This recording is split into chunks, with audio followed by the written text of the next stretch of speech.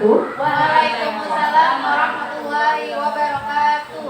Terima kasih kepada Bapak Ibu semua yang sudah menyempatkan hadir untuk mendengarkan tentang sosialisasi budaya positif yang akan saya sampaikan. Sebelumnya, saya mohon maaf sudah mengganggu waktu dari Bapak Ibu semua. Semoga pertemuan kali ini akan membuahkan hasil dan juga membawa paradigma baru untuk di sekolah kita. Baik, pertemuan ini adalah merupakan salah satu tugas dari CGP yang sedang saya jalani, yaitu tentang budaya positif. Ini pembimbing saya. Ada fasilitator, itu Ibu Tentrem Lestari, kemudian pengajar praktiknya yang kemarin sudah Bapak Ibu semua bertemu ya, yaitu Bapak Irawan. Ya, saya akan mulai. Di sini ada filosofi tentang pendidikan dari Ki Hajar Dewantara. Mendidik itu seperti menanam benih, ya. Kita cukup memberikan pupuk dan air, memberikan sinar matahari yang sesuai, kemudian membiarkan ia tumbuh menjadi tumbuhan terindahnya. Nah, dari sini kita mengambil pelajaran bahwa kalau kita nanam padi, menanam tanaman, bisa nggak kita menghendaki benihnya itu benih padi, tapi kita pengen tumbuhnya jadi duren? Nggak bisa, betul. Artinya, namanya pendidikan itu harus sesuai dengan kodrat anak. Nggak bisa kita memaksakan anak yang nggak bisa matematik dijejelin seperti apapun caranya supaya bisa jago matematik. Kira-kira bisa nggak? Enggak juga, ya. Jadi disesuaikan. Kemudian, nah ini makna budaya positif. Budaya positif di sekolah itu maksudnya adalah nilai-nilai, keyakinan-keyakinan, serta kebiasaan-kebiasaan di sekolah yang berpihak pada murid, ya, yang dapat mengembangkan pribadi murid itu menjadi pribadi yang kritis, penuh dengan hormat, dan juga bertanggung jawab. Nah, ini nilai budaya-budaya positif yang ada di sekolah kita dengan sekolah lain tentunya ada perbedaan. Ini kalau dilihat dari nilai kebajikan universal. Nilai kebajikan universal sifatnya adalah dari sifat-sifat positif manusia yang merupakan tujuan mulia yang ingin dicapai dari setiap individu, ya. Nilai tersebut sifatnya universal dan lintas dari bahasa, suku, dan sebagainya, ya. Setiap perilaku atau perbuatan itu pasti memiliki tujuan. Ini menurut Dr. William Glasser. Dengan mengaitkan nilai-nilai kebajikan yang diyakini seseorang, maka motivasi intrinsik, artinya motivasi yang muncul dari dalam, itu akan terbangun sehingga menggerakkan motivasi dari dalam untuk dapat mencapai tujuan mulia. Maksudnya gini, kita kalau ditanya kenapa anak-anak mau datangnya nggak terlambat, kira-kira jawabannya apa? Kalau kita nanya begitu ke anak-anak nih, anak-anak, kenapa kalian harus datangnya itu pukul 6.30 atau sebelum 6.30? Kira-kira jawaban anak-anak apa ketika kita nanya begitu? Senang di sekolah, apa lagi? Ngumpul sama teman, apa lagi?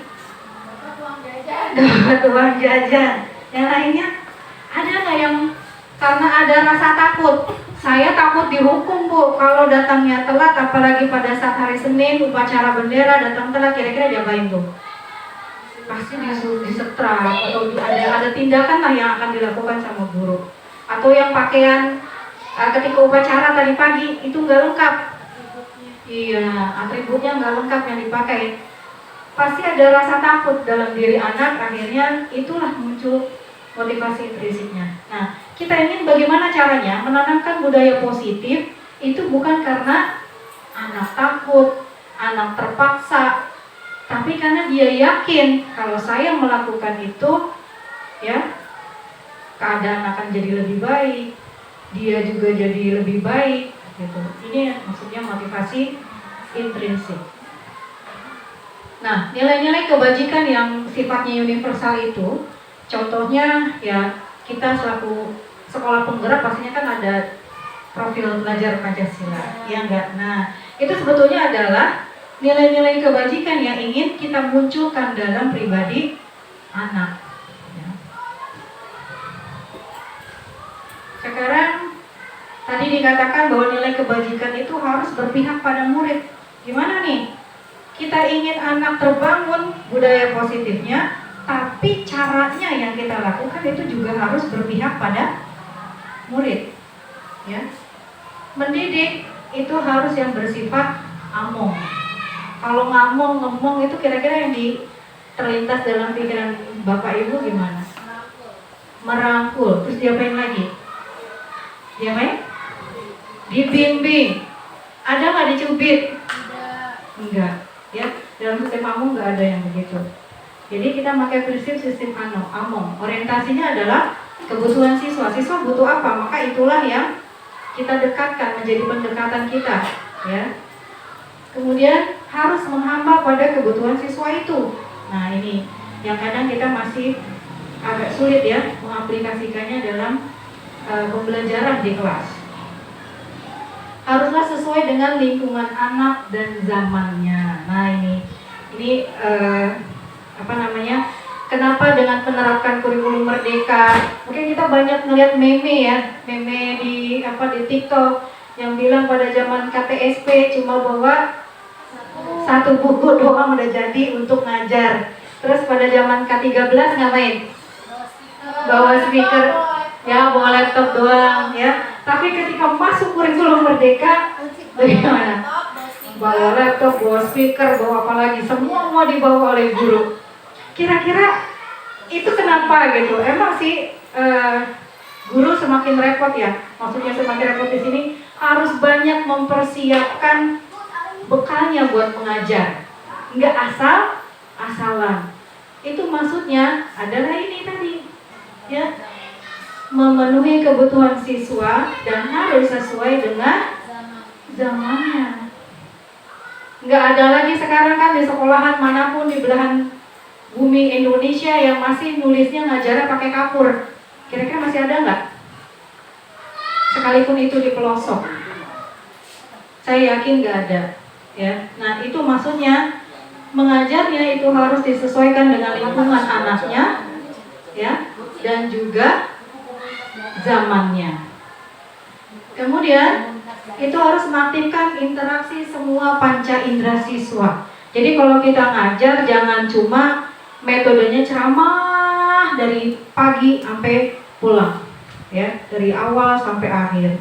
Harus melibatkan semua indera dari siswa. Interaksi indera, siswa juga melihat, siswa mendengar, siswa bergerak, ya, siswa merasakan. Itu semua indera harus berinteraksi ketika pembelajaran. Caranya bagaimana? Ya, dikemas metodenya yang variatif. Kemudian, murid itu subjek, bukan objek dalam pembelajaran. Nah ini juga harus kita rubah. Kebanyakan mindset yang lama itu guru berjam-jam ada di depan kelas, gurunya yang aktif, bukan anaknya. Anaknya cuma ngedengerin, nulis juga kalau disuruh. Nah ini yang harus kita rubah mindset kita. Nah sekarang kita masuk kepada eksplorasi konsep dari budaya positif. Ada beberapa yang ingin saya sampaikan nantinya.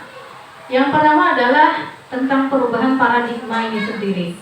Ya, dari disiplin positif dan motivasi. Jadi cara kita menerapkan disiplin positif itu bukan lagi dengan peraturan yang serba ketat, bahkan ada hukuman, ada sanksi yang sangat tegas gitu ya, ada sanksi yang bikin orang gemeter, nggak seperti itu, tapi memunculkan motivasi intrinsik. Ini paradigma yang harus dirubah. Kemudian selanjutnya adalah nanti membuat keyakinan kelas. Gimana caranya nanti Bapak Ibu yang berada di kelas, yang menjadi wali kelas khususnya, ini bisa membuat keyakinan kelas. Kemudian ada 5 kebutuhan dasar manusia yang nanti akhirnya menjadi landasan tentang penerapan budaya positif. Kemudian ada juga 5 posisi kontrol guru. Nanti kira-kira kalau saya sampaikan Bapak Ibu nanti tinggal mengintrospeksi saya ada di posisi mana ya selama ini. Dan yang terakhir adalah segitiga restitusi. Itu kira-kira yang ingin disampaikan berikutnya. Kita masuk ke disiplin positif. Makna disiplin, kalau yang sebelumnya adalah melaksanakan tugas-tugas dan kewajiban dengan baik agar tidak dihukum. Nah ini yang perlu digarisbawahi. Supaya tidak dihukum ataupun untuk mendapatkan hadiah. Ayo siapa yang tulisannya udah rapi, ibu kasih permen. Itu hadiah bukan? Kadang-kadang kita masih menggunakan reward berupa hadiah untuk penyemangat anak. Nah, kalau menurut Bapak Ibu itu bagus nggak? Kita memberikan reward, walaupun rewardnya itu nggak terlalu mahal gitu ya, hanya permen atau apa, ya. Kira-kira itu bagus nggak menurut Bapak Ibu semua? Kita memberikan reward ke anak supaya anak mau mematuhi atau menuruti apa yang kita perintahin. Gimana? Boleh nggak kira-kira menggunakan reward? Boleh. Tapi jangan keseringan kali ya. Kenapa? Karena kalau keseringan, anak motivasinya bukan karena ingin tulisannya rapi, benar-benar dalam dirinya, bukannya pengen lebih baik lagi, tapi karena apanya? Iya, dapat hadiahnya, betul. Ya, justru sebetulnya penggunaan reward dalam pembelajaran itu sebaiknya dihindari, ya. Terkecuali memang mungkin kadang saya pernah pakai kalau udah buntu banget, istilahnya kelas nggak ada yang respon, ya, nggak ada yang mau mengerjakan. Kok ini kenapa ya? Saya lari itu ke kantin, beli beberapa makanan yang lumayan murah-murah lah, tapi variatif banyak. Saya kasih itu baru mulai bergerak. Saya bu. Nah berarti kan selama ini ada sesuatu ya. Kenapa kok ini anak tidak mau aktif? Ketika dikasih hadiah, reward tertentu baru aktif. Ini akan menjadi pembelajaran tersendiri buat kita semua guru-guru. Ya, jangan sampai keseringan memberikan reward akhirnya tidak ada motivasi intrinsik dari siswanya. Lalu, yang sebaiknya diterapkan adalah melaksanakan tugas-tugas dan kewajiban karena adanya unsur intrinsik tadi dalam diri anak, yaitu motivasi yang ada dalam dirinya yang merupakan implementasi dari nilai-nilai positif yang diyakini murid. Nah ini yang ingin kita bangun. Gimana caranya menerapkan motivasi intrinsik, membangkitkan motivasi intrinsik siswa, sehingga dia melakukan budaya positif atau disiplin positif bukan karena reward, tetapi memang dia meyakini itu harus dilakukan. Selanjutnya, disiplin positif itu adalah salah satu cara mendorong murid untuk berdisiplin secara sadar, ya. Mendorong murid untuk berdisiplin secara sadar. Melakukan kegiatan secara disiplin bukan karena takut ancaman atau takut hukuman, dan juga bukan karena hadiah.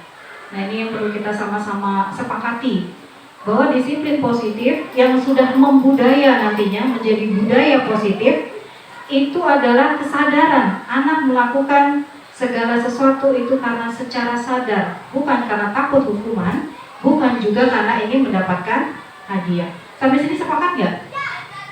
Sepakat nggak? Ya, jadi ini tugas kita bersama, membangkitkan motivasi intrinsik siswa. Mereka melakukan disiplin positif itu bukan karena takut hukuman, bukan juga karena ingin dapat hadiah, tapi karena dia yakin, oh saya harus sholat, ini jam istirahat sholat, saya harus sholat.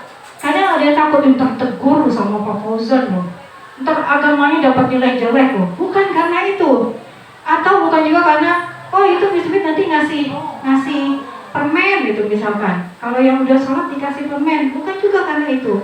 Tapi karena dia yakin sholat itu kewajiban, dia harus melaksanakan, ya, itu motivasi intrinsik. Nah, ini contoh perubahan paradigmanya. Kalau dulu kita masih memberikan stimulus baru anak merespon, sekarang kita balik. Kita menggunakan teori kontrol. Ya, gimana maksudnya? Kalau pada stimulus respon, kita ngasih stimulus dulu, itu maksudnya kita mencoba mengubah orang itu agar berpandangan sama dengan kita. Di stimulus dulu. Nah, kita harus jaga kebersihan. Karena kebersihan itu begini, misalkan. Jadi wajib piket kelas. Kadang-kadang ada anak yang nggak mau piket kan? Itu kan berarti yang belum tumbuh kesadaran disiplin positifnya, ya. Nah, dirubah. Kita berusaha memahami pandangan orang lain tentang dunia itu. Kalau menurut kamu, ya, jangan lantas, Bu. Biasanya kelas 6 dia suka ngadu ya, Boci ya. Boci, si A nggak piket. Tanggapan Boci gimana tuh kalau ada anak yang nggak piket? Besok piket 2 kali gitu ya, Boci. Nah, itu kan berarti bentuknya seperti hukuman bukan? Jadi kalau ada anak nggak piket, ketahuan, dilaporin ke gurunya, maka gurunya memberikan sanksi. Piketnya nanti 2 hari berikutnya, berturut-turut misalkan. Ya, itu berupa sanksi. Nah, tugas kita sekarang gimana caranya agar anak mau piket, itu diajak dulu. Nah, kenapa kamu nggak piket? Nanti masuk ke segitiga restitusi ya. Diajak bertanya, kenapa nggak mau piket? Alasannya kenapa? Coba kamu bayangin. Seandainya kelas ini nggak disapu-sapu, kamu belajar di kelas ini, apa yang akan terjadi? Biarkan anak berkembang dulu pemikirannya. Setelah itu lihat, makanya tadi saya bilang ada materi tentang keyakinan kelas. Kita pengen kelas yang bagaimana? Itu kan yang diyakini anak-anak, pengen yang bersih. Maka gimana caranya supaya keyakinan kelas bersih bisa didapetin? Berarti kan harus piket, ya. Lanjutnya, perilaku buruk dilihat sebagai suatu kesalahan. Itu pada stimulus respon. Kalau ada anak yang berkata jorok, wow, kita pasti gurunya langsung bertindak bukan? Kadang-kadang juga mengeluarkan kata-kata yang hampir sama seperti anak, buruk, berkata-kata buruk. Ini dirubah. Semua perilaku itu memiliki tujuan. Kita tanya dulu ke anaknya, kamu ngomong apa tadi nak? Misalkan mengeluarkan kata-kata binatang misalkan, kenapa dibawa? Ya, tanyakan kenapa anak itu berkata-kata buruk, ya, atau maaf, kata-kata yang sudah menjurus ke arah pornografi. Nah, ini juga harus kita tanya, kenapa? Apa penyebabnya kamu kok ngomongnya begitu? Kok kamu tahu? Ya, jadi kita harus mengetahui dulu kenapa anak melakukan itu. Anak diajak berpikir. Ini arahnya seperti itu ya. Anak diajak untuk berpikir dulu, akhirnya dia meyakini lagi, balik ke keyakinannya. Oh iya, saya harus begini. Jadi ketika dia bilang, oh iya, saya harus begini, itu yang kita ingin dapat. Ya, berarti itu sudah muncul dalam pribadi anak. Oh iyanya itu sudah muncul dari diri anak. Orang lain bisa mengontrol saya. Itu pada stimulus respon. Dirubah. Hanya Anda yang bisa mengontrol diri Anda. Maksudnya gimana? Gini, kita percaya guru yang baik, guru yang bisa mengontrol anak-anaknya. Ya, artinya kita mendominasi anak. Nah, ini harus dirubah. Jadi anak takut karena dikontrol oleh guru. Ini harus dirubah. Yang berhak mengontrol diri anak adalah diri anak sendiri. Nah, guru ngapain? Tadi, selama pendidikan itu sama seperti menanam benih. Kita nggak bisa merubah kodratnya anak. Kita hanya ngasih pupuk, buangin gulmanya atau ngebasmi hamanya yang menyerang. Itu yang kita lakukan. Ya, jadi kita balikin, tanya lagi. Jadi ketika dia melakukan sesuatu, pasti ada alasannya dan itu yang akan kita luruskan nantinya. Berbalik ke keyakinan, keyakinan kelas atau keyakinan sekolah yang sama-sama dipegang. Karena saya yakin, pada dasarnya setiap orang pasti pengen dirinya atau memiliki keyakinan yang baik, sekalipun itu orang yang tidak baik, betul nggak? Dia pengen dihormatin, betul apa nggak? Sekalipun dia maling, dia pencuri, dia pencopet, atau apapun pekerjaannya yang kurang baik, pasti dirinya pengen dihormati. Maka ini keyakinan yang bersifat universal ini yang kita ambil, yang kita gali, yang kita jadikan keyakinan. Pasti sama semua. Ya, saya bisa mengontrol orang lain. Ini di keyakinan stimulus respon. Tadi balik lagi ya, yang bisa mengontrol diri kita adalah kita sendiri. Kita selaku guru hanya membimbing, mengarahkan, itu aja. Apalagi kalau sampai memvonis, nah ini maksudnya memvonis gini, anak nggak pakai atribut lengkap ketika upacara, lari 10 lapangan, keliling 10 lapangan. Masih ada nggak kayak gitu kira-kira? Udah nggak ada. Ini maksudnya, jadi jangan sampai akhirnya kita yang mengontrol anak, menyuruh anak lari keliling lapangan, itu sama juga kita memberikan kontrol kepada anak tersebut. Akhirnya anak itu lari, betul nggak? Itu maksudnya memberikan kontrol. Kita nggak boleh seperti itu, karena yang berhak mengontrol diri anak adalah anak sendiri. Kita ngarahin pemikirannya sekarang yang di ini. Jadi kalau apa ya istilahnya, kayak mencuci pikiran ya, mencuci pikiran itu kan mindsetnya yang kita rubah, paradigmanya yang kita rubah. Maka harus diawali juga dari gurunya. Lanjut, pemaksaan ada pada saat bujukan gagal. Biasanya kita masih begitu ya, dipaksa, gagal nih, maka harus dipaksa. Pokoknya ibu nggak mau tahu, ini harus begini. Nah itu kan maksa. Nah, kalau di teori kontrol itu harus ada kolaborasi dan konsensus menciptakan pilihan-pilihan baru. Jadi kita ajak anak tuh, kalau tadi ini kelas kalau kamu nggak piket pasti akan kotor. Kira-kira kamu nyaman nggak nak kalau kamu belajar dalam keadaan kelas yang kotor? Akibatnya apa? Kalau kelasnya kotor, banyak sampah, banyak nyamuk dong bu, jijik dong bu, ada tikus lagi jangan-jangan, ya? Iya, kecoa segala macam, nggak nyaman lah bu. Nah, jadi anak akan tersadar dengan sendirinya. Itu maksudnya kita membangkitkan motivasi intrinsiknya. Ya, kita arahin. Kita nggak boleh sampai akhirnya mengeluarkan paksaan. Pokoknya nih ya, kalau kamu piket lagi 2 hari betul-betul piket. Wah, ini jangan sampai begitu lagi. Ya. Yang terakhir, model berpikir menang kalah. Jadi kalau nanganin siswa yang bermasalah, guru harus menang, anak yang kalah. Maksudnya menang di sini berarti mendominasi, mengontrol siswa. Ini jangan sampai ada pikiran begitu lagi. Model berpikirnya adalah sama-sama menang-menang. Ya. Kok bisa menang-menang? Kan dia salah, Bu. Dia melakukan kesalahan. Maksudnya menang di sini anak juga tidak jatuh harga dirinya. Ya. Anak kan melakukan kesalahan, ya, karena pendidikan, bahkan kita yang udah tua aja pasti tidak lepas dari yang namanya salah. Maka anak yang sedang belajar pun pasti juga melakukan kesalahan. Jadi model berpikirnya harus dirubah dari menang kalah menjadi menang, win-win solution. Jadi kita dengarnya begitu ya. Ya, lanjut ke motivasi.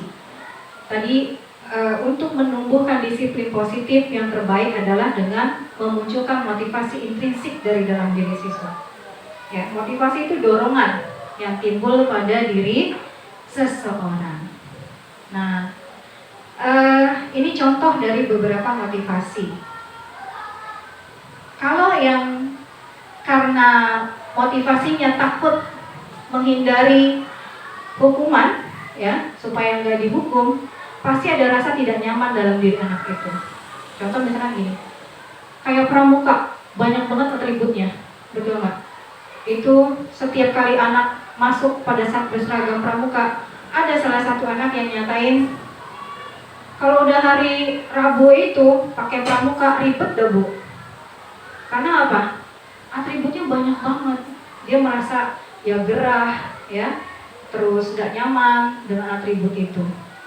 Jadi dia melakukan itu Karena daripada saya takut dihukum, Bu. Nah, ini ya. Pertama, itu berarti ada motivasi ekstrinsik. Yang kedua, kalau yang pengen dapat imbalan atau penghargaan tadi, ya, itu sama, motivasi ekstrinsik juga. Imbalannya itu, rewardnya itu, hadiahnya yang dia kejar. Tapi kalau anak melakukannya karena dia tahu itu suatu kebajikan, oh saya berarti karena memang seorang pramuka, ini dibutuhkan nih nanti. Apa lambangnya, apa maksudnya pakai dasi, ya pakai periwitan, dan pakai atribut macam-macamnya. Itu dia tahu, maka dia meyakini sendiri, dia nggak akan merasa tersiksa, ya. Kalau dihukum, dia juga nggak akan kehilangan ketika nggak dapat reward. Nah, ini sekarang. Sebelum masuk ke sini, saya mau tanya dulu nih ke Bapak Ibu, terutama yang wali kelas. Kira-kira di kelasnya udah dibikin belum keyakinan kelas atau kesepakatan kelas? Udah dibikin belum bersama anak-anaknya? Udah belum nih? Ada yang belum? Belum dibikin keyakinan kelas? Kenapa nih? Bukan peraturan, sekali lagi ya, bukan peraturan kelas. Beda ya. Kalau peraturan kelas yang bikin siapa? Guru, betul. Tapi kalau keyakinan kelas bersama-sama, betul mereka. Ya, keyakinan kelas itu dibuat bersama-sama, bukan hanya gurunya. Yang paling penting siapa? Muridnya. Kita tanya sama anak-anak, ya, kamu pengen kelas yang bagaimana? Yang menjadi harapan kamu, yang juga kamu rasa itu semua juga pengennya begitu. Tuliskan, ya. Ini nanti saya mohon di tiap kelas kalau memang pada belum bikin keyakinan kelas, segera dibuat. Kebetulan kalau kelas 4 udah bikin, ya cuma nanti akan ditambah sana sini lagi, digabungkan dengan yang 4B nanti ya, tinggal diketik ya. Jadi sebelum terlambat masuk ke semester berikutnya, nanti segera dibikin ya keyakinan kelas. Sekarang kita lihat apa itu keyakinan kelas. Ya, keyakinan kelas di sini adalah nilai-nilai kebajikan universal. Jadi semua anak itu pengennya sama, universal, yang disepakati secara tersirat dan tersurat, terlepas dari latar belakangnya, baik itu suku, negara, bahasa, ataupun agamanya. Contoh, misalkan, kira-kira kalau di kelas kita pengen anak-anak bagaimana? Misalkan tertib, ya. Nanti akan anak-anak minta sendiri tuh, coba tulisin nak. Semua yang kamu inginkan, silakan tuliskan di papan tulis. 2 atau 3 kata yang kamu pengen, tuliskan semuanya. Biarkan anak-anak tulis semuanya, keinginannya, pengen kelas yang gimana. Lihat, apakah ada keinginan mereka kelas yang jelek misalkan, yang berantakan. Saya yakin nggak ada, ya nggak. Pasti semuanya pengen kelasnya gimana? Bersih, rapi, nyaman, ya kan?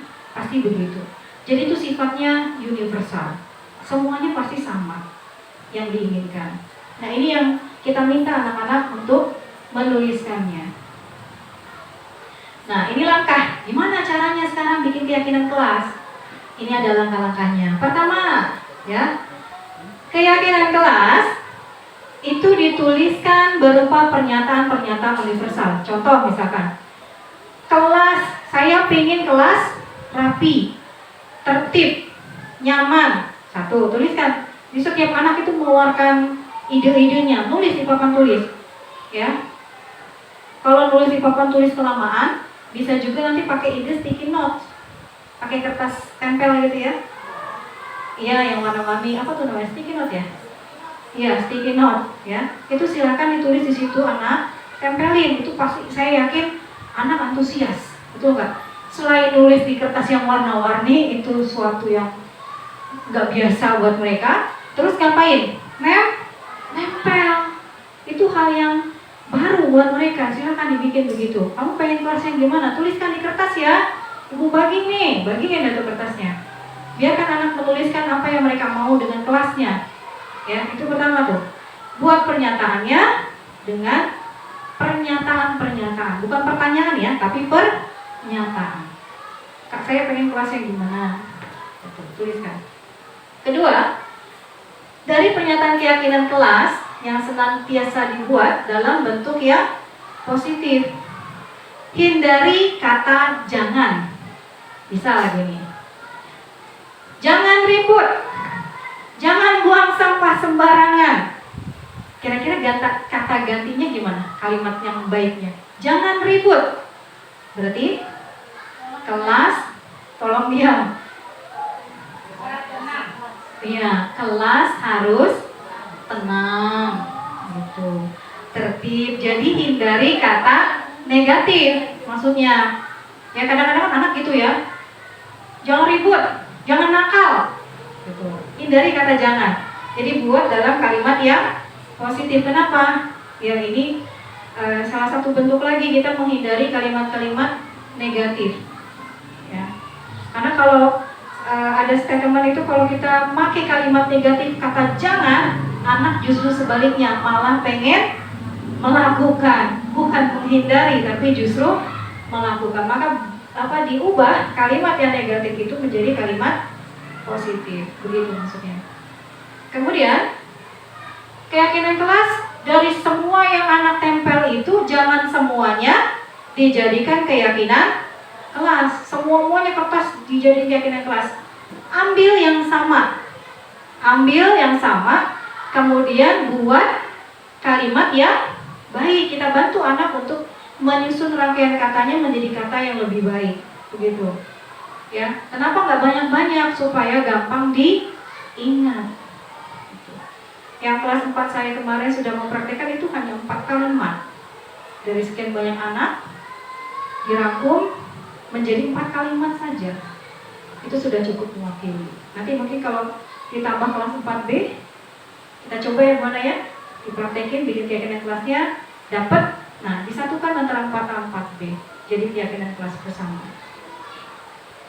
Kemudian, keyakinan kelas sebaiknya sesuatu yang dapat diterapkan di lingkungan sesuai dengan kondisinya. Contoh nih yang lucu nih dari kemarin yang saya terapkan. Saya pengen kelas pakai AC. Wah, kepala sekolah ada yang permintaan gitu dari anak. Ya, saya pengen kelas pakai AC karena memang kondisinya panas. Itu saya antara bingung nih jawabnya. AC memang ada, tapi kan kadang nyala, kadang enggak, tergantung kondisi. Itu ada keinginan anak, salah satunya begitu dituliskan. Saya pengen kelas pakai AC. Wah, repot nih. Pasti bengkak nanti dananya, gitu ya. Jadi saya balikin lagi ke anak-anaknya, gimana nih? Kalau pakai AC itu kan pasti ada biaya tambahan, betul nggak? Nah, biaya tambahan itu nggak sembarangan.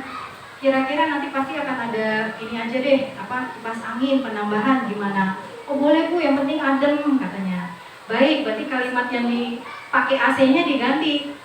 Ya, kita ingin kelas yang adem, sejuk gitu ya, maksudnya nggak panas.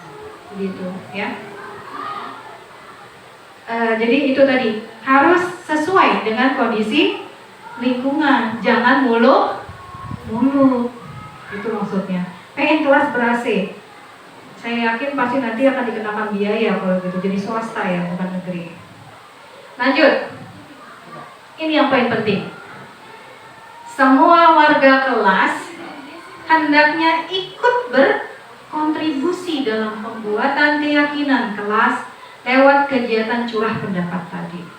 Ya, jangan sampai, ini mah nggak usah lah, jangan. Siapa tahu dari idenya itu lahirlah sebuah keyakinan yang sebetulnya sama diyakini oleh seluruh warga kelas, gitu ya. Jangan sampai ada satu anak yang dideskripsikan jadi nggak ikutan menyumbangkan pendapatnya. Semuanya harus ikut. Gitu. Lalu yang terakhir, bersedia meninjau kembali keyakinan kelas dari waktu ke waktu. Seperti yang tadi saya bilang, kelas 4A udah bikin, mereka ada 4 keyakinan kelasnya. Nah, kita akan tinjau kembali nih sebelum dibuatkan, ditempel di dalam kelas, ya. Kita akan tinjau dulu, kita lihat kelas 4B-nya gimana karena kelasnya bersama bergantian. 4B ada, nah itu yang akan dijadikan keyakinan bersama, gitu ya. Jadi harus ditinjau ulang. Nah, ini perbedaan antara peraturan dan keyakinan kelas. Saya yakin teman-teman semua udah paham. Karena selama ini yang kita tempel itu bukan keyakinan kelas. Karena yang bikin siapa? Guru, betul. Kalau keyakinan kelas sekali lagi yang buat siapa? Seluruh warga kelas. Berarti ada siapa aja? Ada guru dan siswa. Itu ya yang membedakannya.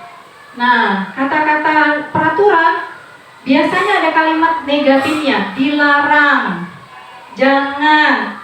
Nah, ini tidak pada keyakinan kelas ya. Contoh misalkan, ini kalau pada peraturan ya, dilarang melakukan kekerasan, berarti nggak boleh berantem. Kalimatnya gimana? Keselamatan dan menghormati orang lain. Ini contoh keyakinan kelas.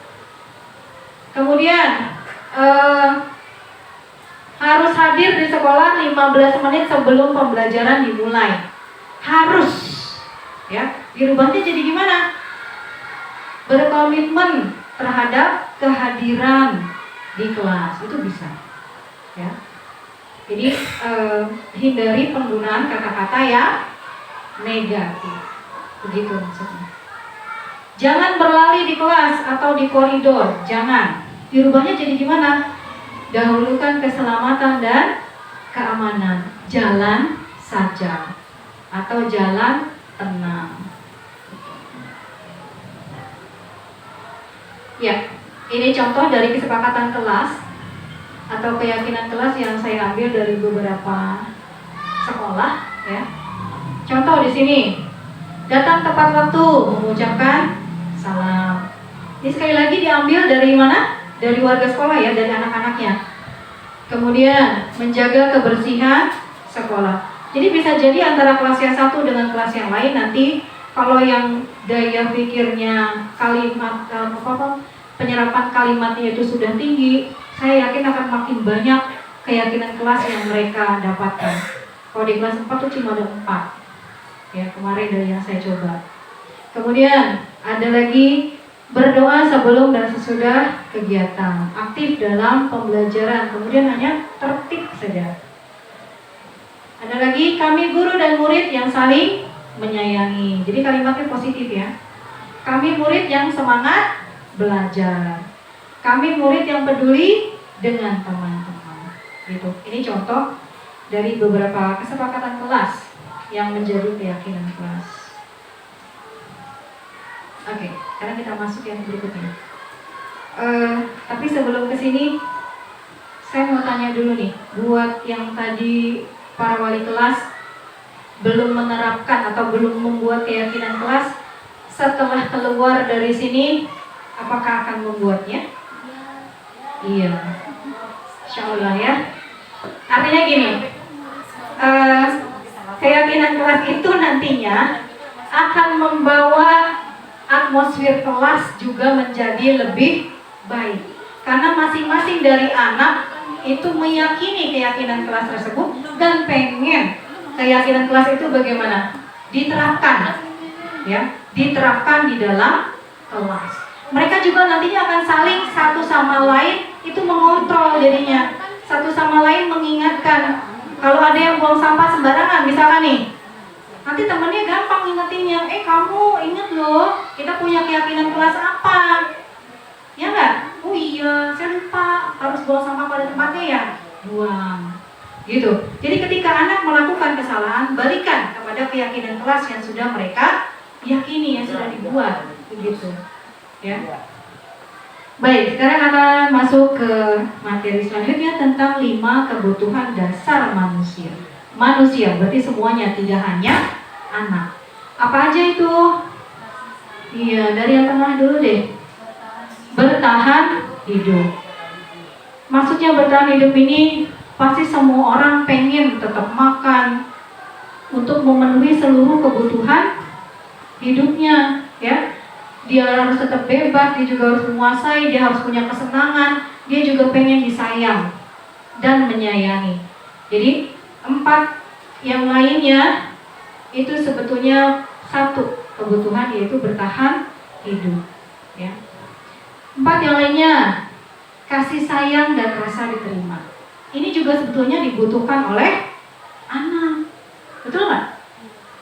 Coba kalau kita gini, saya ada beberapa anak yang kalau ketemu itu pengennya meluk, gelendotan, ya itu bukti apa? Betul, mereka butuh kasih sayang, ya kasih sayang yang gak hanya karena so sweet, ya kasih sayang yang gak cuma yang mereka dapatkan dari ayah ibu, tapi juga guru itu sama seperti juga orang tua bagi anak bagi muridnya, ya. Jadi jangan, mungkin kalau Pak Moja nih, kalau ada anak yang gelendotan, apalagi cewek, gimana tuh Pak Moja?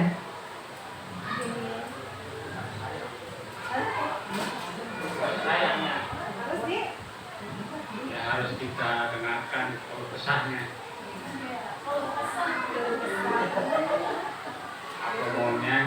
Karena emang latar belakangnya kasih sayang keluarga.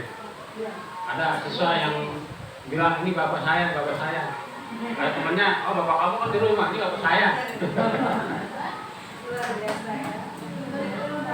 Berarti kalau kita udah diakuin sama anak jadi orang tua, ya, jadi bapak saya tadi kalau Pak Kozan, itu suatu kebanggaan tersendiri loh, betul nggak? Karena dia nggak mungkin dekat dengan semua guru, betul nggak? Nggak semua guru dia bisa dekat. Ada guru yang risih ketika anak datang gelendotan meluk gitu. Apa sih kamu? Misalkan, ya. Nah ini jangan sampai begitu. Kita ingat anak-anak, bahkan kita juga butuh terhadap kasih sayang, gitu ya. Luar biasa buat Pak Fauzan. Tapi saya juga harus banyak belajar nih.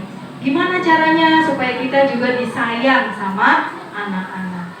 Kebutuhan berikutnya, ada kesenangan.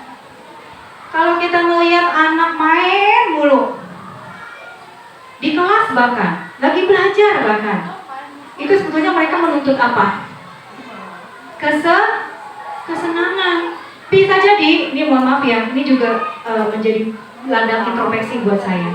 Ketika di kelas ada anak yang lagi bercanda, gak dengerin dan gak fokus terhadap apa yang kita ajarkan, pembelajaran di kelas, jangan langsung kamu, wah, dihukum.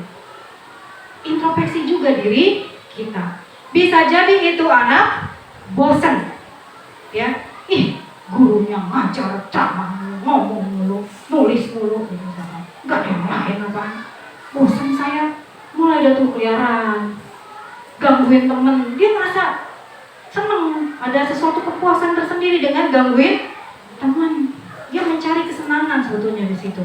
Maka ubahlah metode kita, jangan melulu ceramah. Mencari kesenangan. Rubah metode kita. Besok begini, besoknya yang lain. Satu hari ketika bertemu, jangan diskusi mulu. Apalagi kelas bawah mungkin agak susah ya diajak diskusi ya. Cari metode yang menyenangkan. Tapi anak tetap fokus belajar. Ya, itu kesenangan. Sekali lagi ya, kita sama-sama mengintrospeksi diri kita sendiri. Anak butuh kesenangan. Maka gimana caranya pembelajaran yang kita sampaikan ke anak itu juga menyenangkan buat anak, sehingga anak tetap bisa fokus. Kemudian kebebasan. Nah ini, selama ini kita jarang memberikan kebebasan pada anak. Contoh misalkan, ini kita sudah sama-sama belajar tentang pembelajaran terdiferensiasi. Di situ kita memberikan kebebasan anak untuk memilih sesuai dengan minatnya. Contoh misalkan, anak yang senangnya lari-larian, gerak artinya.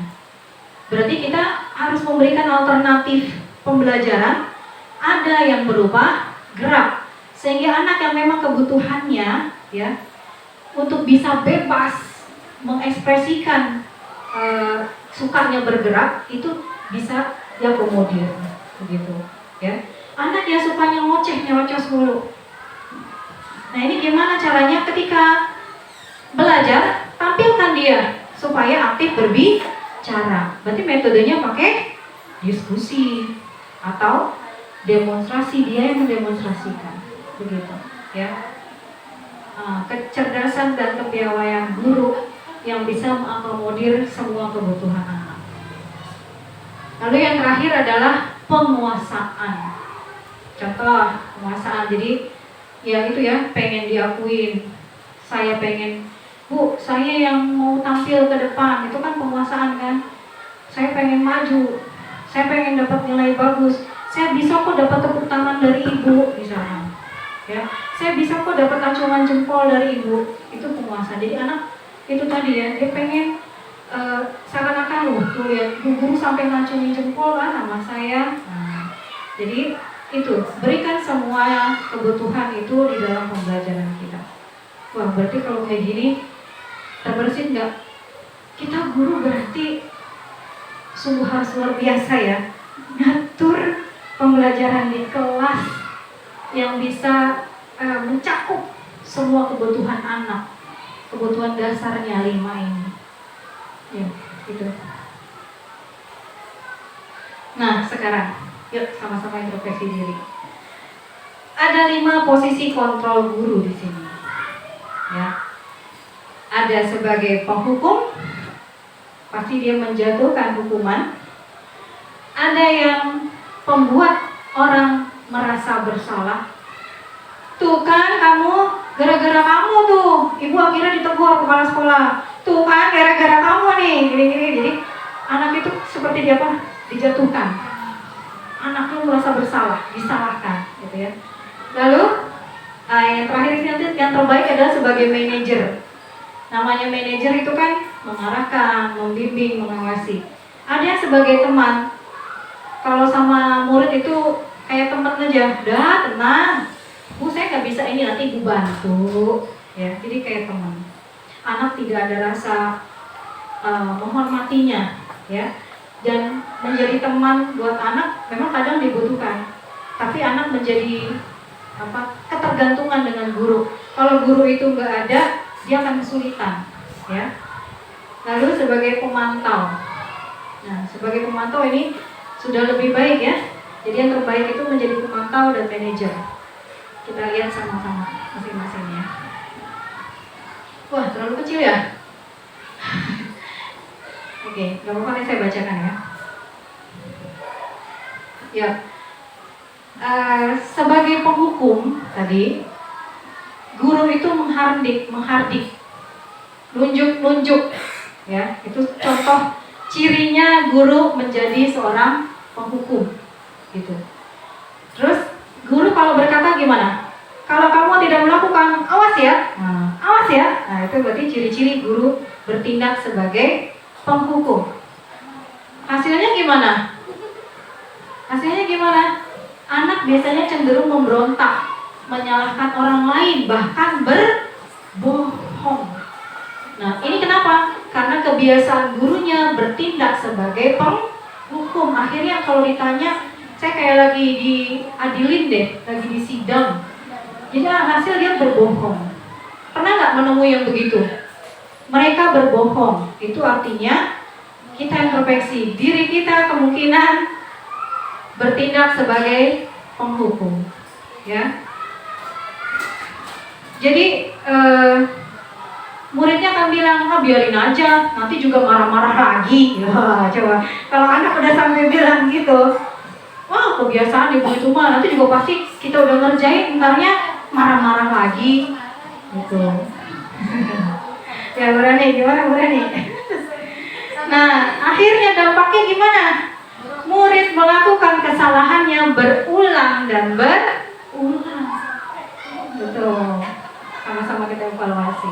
Lalu yang membuat orang merasa bersalah. Ini jadi kayak ceramah, ya. Seharusnya kamu tuh begini-gini, ibu kecewa loh sama kamu tuh harusnya begini. Nah, kata-kata itu yang membuat anak akhirnya menjadi sedikit kecewa ya. Nah, kamu seharusnya udah tahu ibu begini gitu ya, ibu stres nih gara-gara kamu. Jadi anak ngerasa, oh berarti ibunya, bu guru stres karena saya dong gitu ya. Nah, alhasil ini juga bisa membuat anak menjadi seorang pembohong. Ini hati-hati ya. Jadi paling murid akan bilang karena dia sudah dijudge menjadi bersalah, dia akan bilang maafkan bu. Jadi merasa rendah diri. Ini gara-gara kamu nih, ibu jadi begini. Itu kan menjatuhkan harga diri anak, ya. Jadi merasa rendah diri biasanya anak-anak. Yang sebagai teman, nah, jadi udah nggak apa-apa, nanti Bu bantu. Bu, si kamu begitu Bu, udah nggak apa-apa, gitu misalnya. Nah itu jadi jangan sampai kita juga lemah di situ posisinya, ya. Kemudian yang sebagai pemantau, nah di sini dia menghitung dan mengukur. Dia akan balik ke peraturan, biasanya begitu. Misalkan ada yang buang sampah sembarangan, dipanggil sama gurunya, sini kamu, tahu nggak kamu peraturan di sekolah apa terhadap kebersihan? Oh harus begini ya Bu. Nah gitu, jadi selalu dibalikin ke peraturan. Itu biasanya ciri yang pemantau. Nah biasanya guru yang pemantau, ya, itu murid meletakkan guru peraturan dan hukum di dunia yang berkualitas. Murid agak takut memang terhadap guru yang pemantau ini. Ya, di sini dampaknya bagi murid menitik beratkan pada sanksi atau hadiah untuk dirinya. Jadi masih ada sanksi, masih ada hadiah. Ini bagi pemantau, ya. Nah, yang terbaik yang harus kita coba dan harus kita terapkan di dalam kelas, posisi seorang guru di kelas, ya, posisi kontrol guru itu adalah sebagai manajer. Di sini dia akan menghargai dirinya sendiri. Itu biasanya tadi mengajukan pertanyaan-pertanyaan, kenapa, alasanmu apa, coba balik lagi ke keyakinan kelas, ya. Nah berarti harus bagaimana? Wajar kok melakukan kesalahan, karena semua manusia pasti melakukan kesalahan. Tapi bagaimana nih caranya supaya keyakinan kelas yang udah kamu langgar tidak lagi dilanggar dan menjadi jauh lebih baik? Ada penyelesaian masalahnya. Jadi guru mengajak anak untuk mencoba mencari jalan keluar, jalan penyelesaian dari masalah. Kemudian dampaknya itu anak akan mengevaluasi diri, bagaimana cara memperbaiki dirinya yang sudah melakukan kesalahan, gitu ya. Nah kira-kira nih kita ada di posisi mana? Di 5 posisi kontrol ini, Bapak Ibu semua kira-kira ada di mana? Apakah sudah menjadi seorang manajer yang nggak melulu menyalahkan anak, tapi mencoba mencari dulu apa akar masalahnya, mencoba untuk memberikan solusi, atau nunjuk-nunjuk kamu salah, kamu begini, atau malah melemah, oh udah nggak apa-apa, selalu bilang nggak apa-apa. Nah, ayo sama-sama kita introspeksi diri kita. Mudah-mudahan kita bisa mencapai posisi sebagai manajer, mencapai posisi kontrol sebagai manajer. Ya, di sini kita coba lihat. Kalau ada kasus, ya, murid tidak melaksanakan tugas piket. Dari 5 posisi kontrol itu, kira-kira apa yang akan dikatakan oleh seorang guru? Kalau dia sebagai penghukum, patuhi peraturan. Kamu harus lari lapangan. Itu contoh penghukum. Kalau yang pembuat rasa bersalah, berapa kali sudah Bu Guru ingatkan, Bu Guru sangat kecewa. Wah, dengan perilaku kamu. Ini jadi membuat anak merasa bersalah. Kalau yang sebagai teman, ayolah, kamu yang tertib, buat Bu Guru bangga dengan kamu. Gak boleh diulangi lagi ya. Nah, ini hati-hati. Boleh seperti ini, tapi itu tadi, anak akan menjadi ketergantungan, ya. Dan posisi guru kalau hanya menjadi teman, tidak ada rasa penghormatan, ya. Kalau yang memantau, kamu udah melanggar, apa peraturannya dan konsekuensinya? Ini biasanya pemantau akan balik ke peraturannya apa, konsekuensinya apa, atau hukumannya apa. Bagaimana dengan yang manajer? Apakah kamu tahu kesalahan kamu? Jadi ditanya dulu, ya. Jadi ketika anak melakukan kesalahan, biarkan dulu aja, lerai dulu atau bagaimana dulu. Tadi ya dia nggak piket, besokannya nah yuk sini dipanggil. Jangan di depan kelas, ya. Nanyainnya jangan di depan kelas, tapi panggil berdua. Atau berapa yang bermasalahnya, panggil, jangan di depan kelas. kelas dan jangan diungkit lagi di depan kelas. Gitu. Bagaimana kamu akan memperbaiki kesalahan kamu? Jadi anak mikir dulu, kamu salahnya apa coba? Kenapa ibu panggil? Biar anak berpikir, oh begini ya bu, pasti yang ini ya bu ya. Tanyain lagi, keyakinan kelas kita apa? Ya. Terus kamu harus gimana dong supaya kamu memperbaiki kesalahan kamu. Itu adalah sebagai manajer. Jadi kita membimbing anak, apa yang harus mereka lakukan, apa yang harus mereka perbuat untuk memperbaiki kesalahannya. Itulah posisi manajer. Kira-kira bisa nggak kita semua mencapai posisi sebagai manajer ini? Insya Allah. Semangat ya Bapak Ibu. Semangat. Ya, sebelum masuk ke sini, saya haus dulu sebentar ya. Boleh minum dulu ya.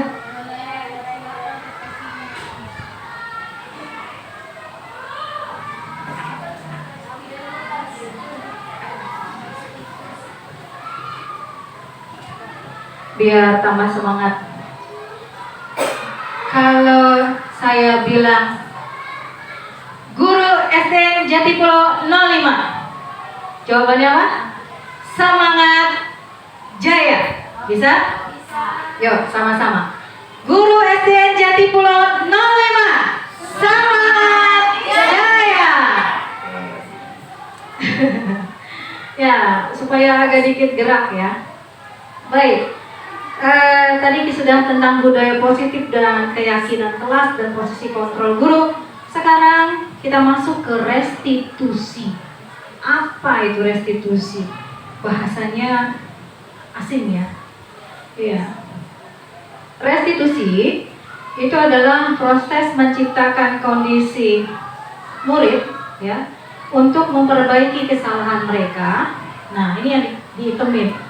Mereka harus bisa kembali pada kelompok mereka dengan karakter yang lebih kuat. Artinya, restitusi juga merupakan proses kolaboratif yang mengajarkan murid untuk mencari solusi untuk masalah mereka dan membantu murid berpikir tentang orang seperti apa yang mereka ingin atau yang mereka tuju dan bagaimana mereka harus memperlakukan orang lain. Jadi restitusi itu seperti ketika kita menemui anak bermasalah, maka pakailah restitusi supaya anak bisa menyelesaikan masalahnya, kembali ke kelompoknya dengan lebih baik lagi. Sekarang gini, kalau misalkan ada anak yang melakukan kesalahan fatal, contoh misalkan ada yang pakai vape, ya. Pasti informasi itu akan tersebar di seluruh sekolah, betul nggak? Satu yang make, anaknya dipanggil, semua sekolah jadi tahu nggak? Pastinya akan jadi tahu, karena dari mulut ke mulut. Nah, apa yang terbayang sama kita ketika satu sekolah udah tahu tentang kasus si A misalkan? Yang dirasakan si A ini, si anak ini apa? Malu pastinya, ya kan? Ketika mereka kembali ke sekolah misalkan, itu mereka malu. Kenapa? Karena udah dihukum segala macam, dipanggil orang tuanya, itu ada rasa malu ya.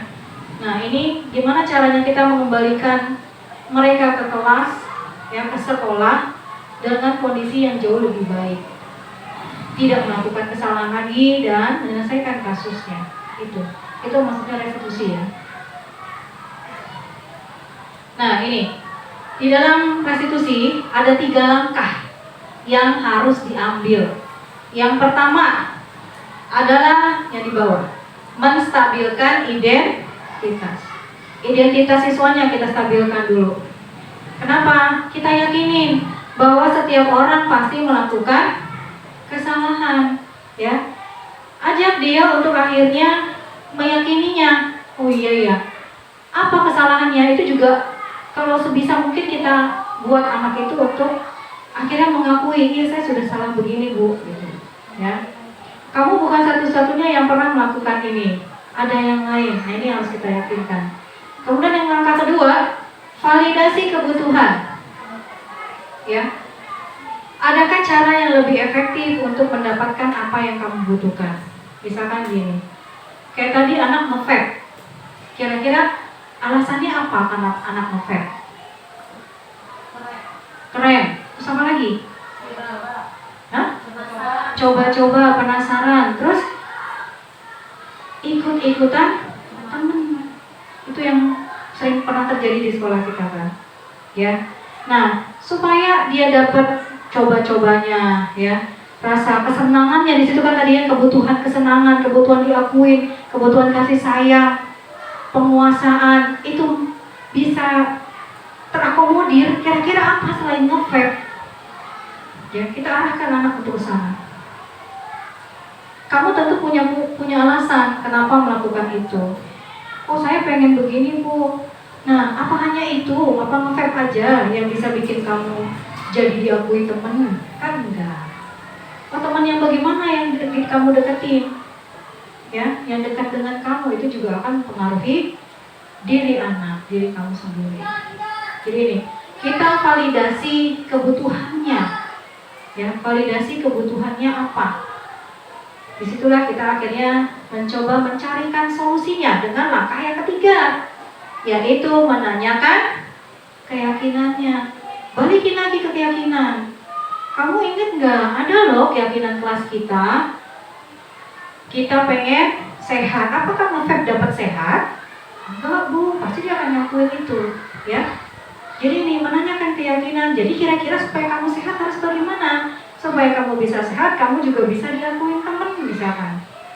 Ya, ini yang kita giring anak akhirnya berpikir, oh kalau gitu mendingan saya olahraga ya, Bu. Saya kan bisa basket misalkan. Bergabunglah dengan tim basket atau tim silat kalau memang bisa silat. Begitu, ya. Jadi menanyakan kembali keyakinan kelasnya. Oke, ini langkah yang tadi ya. Tadi ketika menstabilkan identitas, kita mengajak anak buat mengakui dulu kesalahannya. Validasi kebutuhannya, ditanyakan dulu kenapa, alasannya anak melakukan itu. Adakah cara lain supaya kebutuhannya itu terpenuhi. Kemudian yang terakhir, menanyakan kelas, keyakinan yang sudah dibuat bersama tadi. Makanya itu pentingnya, membuat keyakinan kelas. Ketika ada kasus, kita tinggal balikin lagi. Pakai segitiga restitusi ini untuk menyelesaikan masalahnya. Ya, ini saya ambilkan contoh kasus yang pernah saya buat di ini adalah Ica. Saya ngambil Ica anak kelas 6 ya, Boci, minjem anaknya. Ica itu anak yang cerdas dan aktif. Ia termasuk anak yang mudah bergaul. Ketika kelas kedatangan murid baru bernama Lida, Ica mencoba akrab tapi dengan cara yang kurang tepat. Ica seperti melakukan pelonco pada Lida dengan menyuruhnya membelikan es krim kesukaannya di kantin sekolah.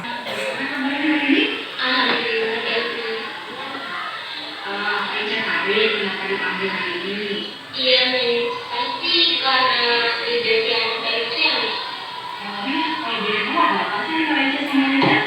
Lida kan anak baru. Jadi wajar kan kalau aku pelonco di penyakit. Kalau itu gimana aku? Gimana dong?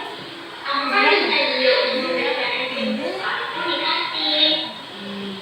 Terus apa udah membelikannya? Iya sih, dia memberikan. Tapi sambil ngomong kayak gak suka gitu.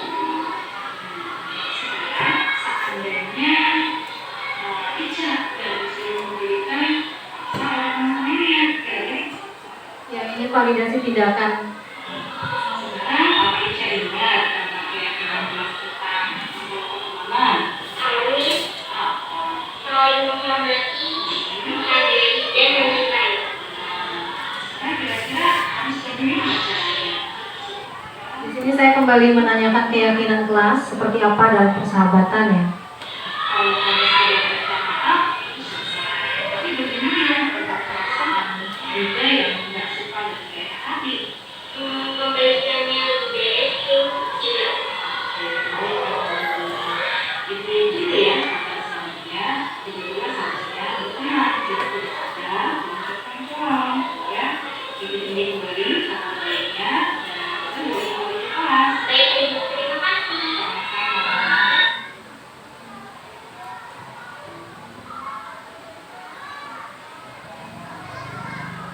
Ya, itu tadi videonya. Jadi ada apa namanya? Pertama, guru melakukan identifikasi masalahnya dulu. Kita ajak anak untuk benar-benar tahu dulu sebetulnya kenapa dipanggil ya. Kemudian baru kita validasi kebutuhannya, kenapa kok melakukan begitu. Baru terakhir kita menanyakan keyakinan harus bagaimana supaya hubungan antara Ica sama si Lidan tadi, ceritanya itu akan kembali harmonis ya. Lidannya juga merasa senang, Icanya juga merasa punya teman baru gitu. Baik, sampai pada kesimpulan akhir dari apa yang saya sampaikan. Peraturan kelas itu akan menjadi keyakinan kelas. Keyakinan kelas ini akhirnya menemukan lingkungan yang positif. Lingkungan yang positif itu akhirnya menjadi budaya yang positif di suatu sekolah. Inilah yang sama-sama kita harapkan. Ya, semoga dari hasil pertemuan hari ini kita semua sama-sama bersemangat tadi mencapai kejayaan supaya SD Jati Pulo 05 Pagi bisa menerapkan budaya positif. Sekian dari saya, billahi taufiq wal hidayah. Wassalamualaikum warahmatullahi wabarakatuh.